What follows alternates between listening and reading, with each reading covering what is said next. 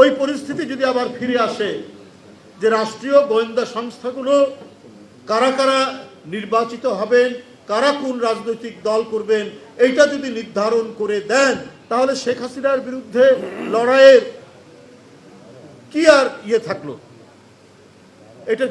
এটার আর কি দাম থাকলো? এর তো আর কোনো দাম থাকলো না। শেখ হাসিনাও এই কাজ করেছে।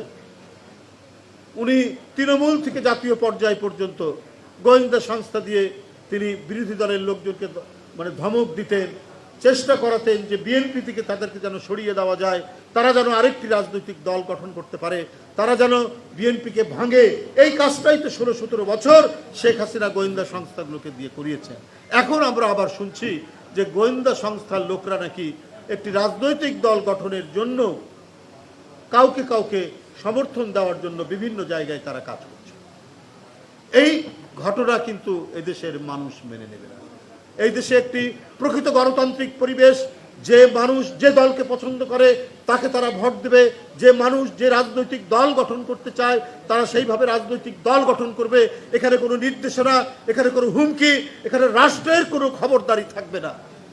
এইটাই হচ্ছে প্রকৃত গণতান্ত্রিক সমাজ, এটাই হচ্ছে প্রকৃত গণতান্ত্রিক রাষ্ট্র।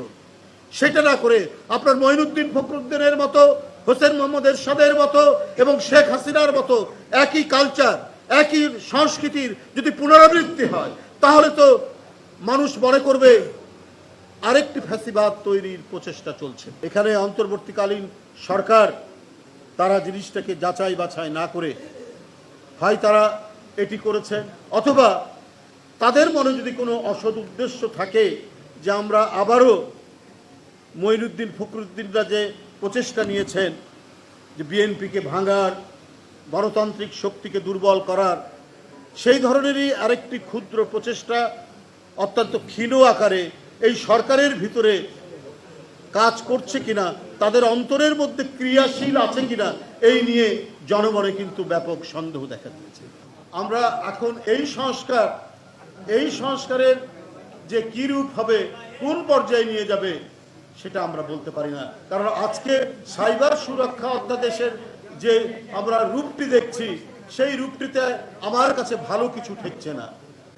আমার কাছে মনে হচ্ছে ডালের মধ্যে কিছু কালো পদার্থ রয়েছে বলে মনে হচ্ছে। গতকাল মধ্যরাতের যে আগুন, সে আমরা জানি না, আমি কোনো মুখরোচক কথা বলতে চাই না। এই আগুনে অনেক নথিপত্র পুড়ে গেল, কিন্তু একটি ঘটনা আরেকটি ঘটনাকে সন্দেহ তৈরি করে।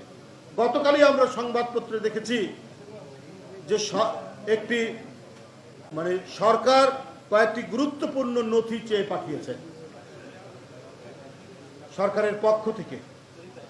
এই নথি চাওয়ার পরেই গতকাল গভীর রাতে এই আগুন, এটা জনমনে বিরাট প্রশ্ন দেখা দিয়েছে।